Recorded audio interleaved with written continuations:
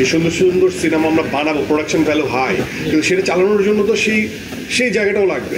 আমার মনে হয় যে কিছু তো প্রাইভেট সেক্টরের দায়িত্ব দেওয়া উচিত। প্রাইভেট সেক্টররা বিভিন্ন প্রাইভেট প্রতিষ্ঠানদের এই দায়িত্ব একটু বুঝে নেওয়া উচিত।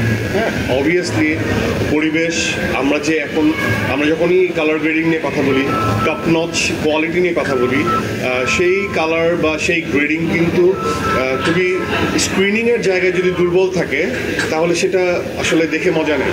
কারণ নাইট সিকোয়েন্স তখন ভিজিবিলিটি হারাবে, বা অন্যান্য সিকোয়েন্সগুলো মনে হবে অনেক বেশি ব্রাইটার।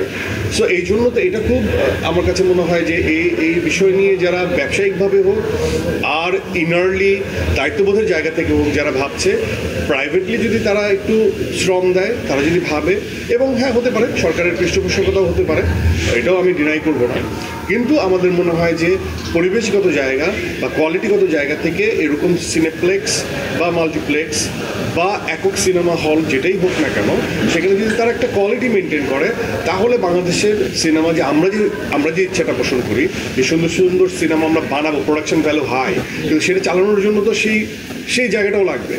তো আমার কাছে মনে হয় যে এটা তো আসলে অবশ্যই খুব দরকারি একটা পদক্ষেপ।